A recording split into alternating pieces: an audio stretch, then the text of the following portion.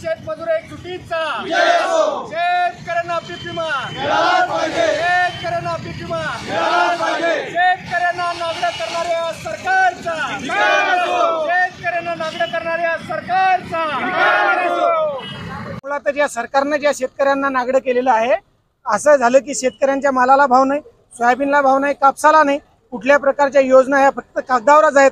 शेतकऱ्यांना पांधन रस्ते नाहीत, आहेत त्या रस्त्याने शेतकऱ्यांना चालत जाता येत नाही।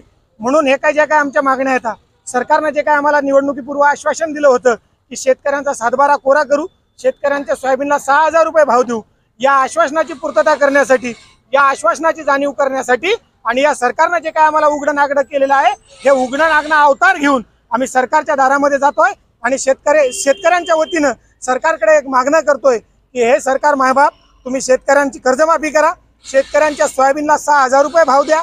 ज्या शेतकऱ्यांनी नाफेडमध्ये सोयाबीन विकलं आणि ज्या शेतकऱ्यांनी खासगी बाजारामध्ये सोयाबीन विकलं, त्या खासगी बाजारात सोयाबीन विकणाऱ्या शेतकऱ्यांना भाव फरकाच्या आधारावर त्यांना अनुदान द्या, रोजगार हमीचे कामं चालू करा। यासह इतर मागण्या घेऊन आम्ही मुंबईच्या दिशेने मंत्रालयावर जात आहोत। मानखुर्द ते मुंबई, ज्या तुम्हाला या अवस्थेमध्ये आम्ही शेतकरी दिसतोय, अशाच अवस्थेमध्ये चालत आम्ही मुंबईच्या मंत्रालयाच्या दिशेने जाणार आहोत आणि सरकारला दाखवणार आहोत की तुम्ही जे काही महाराष्ट्रातला शेतकरी उघडा नागडा केलाय, त्याच अवस्थेमध्ये शेतकरी तुम्हाला भेटण्यासाठी येतोय।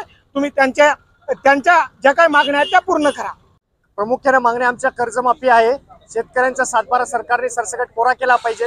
त्यानंतर यावर्षी जे अतिवृष्टीने शेतकऱ्यांचं नुकसान झालं, त्या शेतकऱ्यांना पीक विमा दिला पाहिजे, अतिवृष्टीचं अनुदान दिलं पाहिजे। आणि त्यानंतर आम्ही शेतकरी या हाताला काम मागतोय, सरकारने रोजगार हमीचा जो गाजावाजा चालवला आहे, तो गाजावाजा केल्यापेक्षा शेतकऱ्यांच्या हाताला काम द्या, कारण शेतकऱ्याच्या शेतामध्ये अतिवृष्टीने दुष्काळाने काही उरलं नाही। त्या ठिकाणी आम्ही हे घेऊन माननीय मुख्यमंत्र्यांच्या दारी नागडं जात आहोत आणि सांगणार आहोत की या महाराष्ट्राचा, या देशाचा अन्नदाता हा नागडा झालेला आहे। हे सगळं आंदोलन त्या ठिकाणी होईल।